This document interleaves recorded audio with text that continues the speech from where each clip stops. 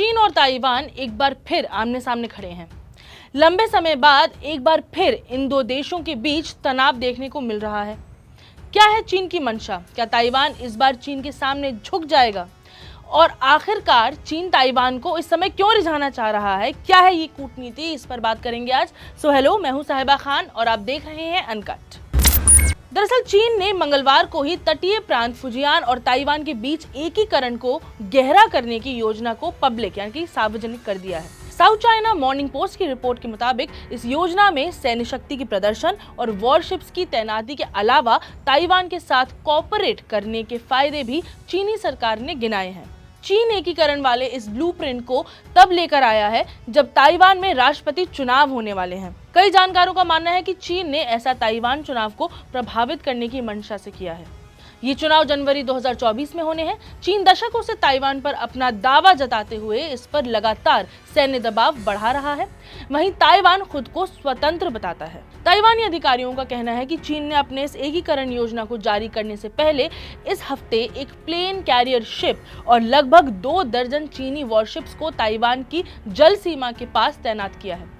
चीन लंबे समय से ताइवान को घेरने के प्रयास कर रहा है। पिछले साल दोनों देशों के बीच इसे लेकर युद्ध के हालात भी बन गए थे। चीन ने तब कई मिसाइल ताइवान की तरफ दागी थी। वहीं चीन के इस प्रस्ताव को ताइवान ने सिरे से खारिज कर दिया है। बुधवार को ताइवान की सत्तारूढ़ डेमोक्रेटिक प्रोग्रेसिव पार्टी के सांसद वांग टिंगयू ने कहा कि चीन की एकीकरण की इस योजना पर हम हंसते हैं। चीन के इस प्लान की आलोचना ताइवान के दूसरे नेता भी कर रहे हैं। मगर चीन के इस प्लान में क्या क्या है शामिल, हम आपको वो भी बताते हैं।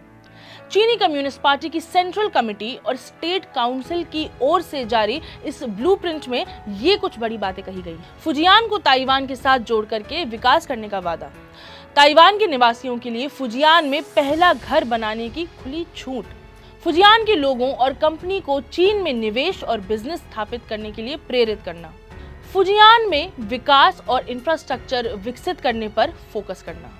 ताइवान को अकेले चीन ही नहीं बल्कि पश्चिमी देश भी अपनी तरफ रिझाना चाहते हैं।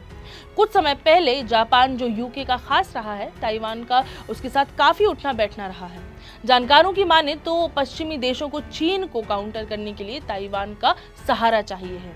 अब ये लड़ाई अकेली ताइवान बनाम चीन नहीं बल्कि चीन बनाम पश्चिम है और भारत भी इसमें एक बड़ी भूमिका निभाएगा, क्योंकि पश्चिमी देश भारत को चीन का काउंटर जैसा देखते हैं।